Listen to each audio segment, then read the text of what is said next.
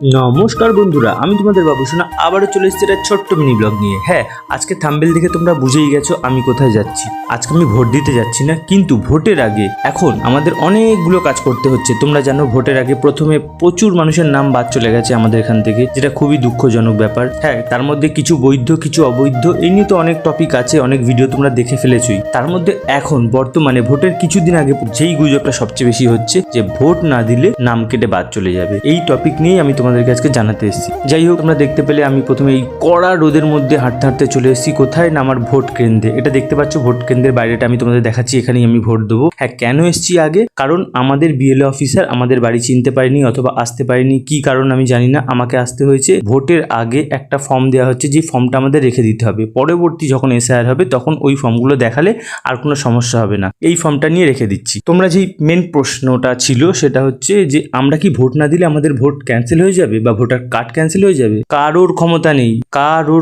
নেই একটা বৈধ ভোটারের ভোটার কার্ড ক্যান্সেল করার, যদি সমস্ত ডকুমেন্টস ঠিকঠাক থাকে। সে সরকার হোক আর যেই হোক, একটা নাগরিক বৈধ ভোটার কার্ড বানাতে তার মাথা খারাপ হয়ে যায়, যেটা তোমরা এখন সবাই দেখতে পাচ্ছ যে ভোটার কার্ড কিভাবে ক্যান্সেল হয়ে যাচ্ছে। মানে একটা বৈধ ভোটারের ভোটার কার্ড কখনোই ক্যান্সেল করা যাবে না, সে ভোট দিক আর না দিক। ভোট দেওয়া কোনো বাধ্যতামূলক কাজ না, ভোট দেওয়াটা হচ্ছে একটা সচেতনমূলক কাজ। মানে আমি আমার দেশকে কতটা উন্নত করতে চাইবো, তার জন্য আমার যাকে মনে হবে কার্যকর, সে যে কোনো দলীয় নেতা হোক, সেই নেতাকে ভোট দিয়ে আমরা দাঁড় করাবো, যাতে সে ভালোভাবে কাজ করে আর সেই কাজ থেকে আমাদের দেশের উন্নতি হয়। তার মানে এই না যে আমি ব্যস্ত আছি, আমি বাইরে কোথাও কাজ করছি, আমাকে ভোট দিতেই হবে না। এটা কোনো বাধ্যতামূলক কাজ নয়, এটা স্বেচ্ছামূলক কাজ।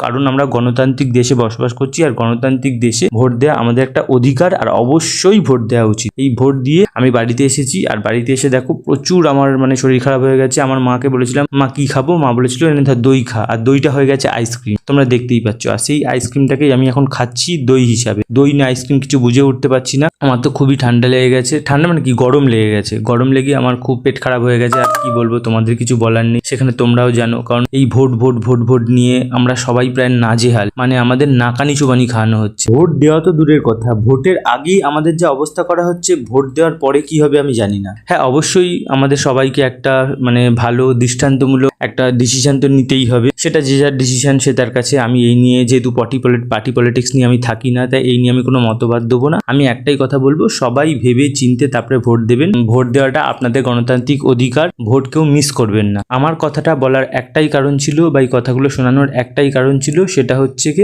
কারোর ভোটার কার্ড ক্যান্সেল যাবে না যদি ভোট না দেওয়া হয়। কারণ অনেক কারণ থাকতে পারে, অনেকে অসুস্থ থাকতে পারে, অনেকে দেশের বাইরে থাকতে পারে, অনেক ধরনের কারণ হতে পারে। আর কোনো পার্টি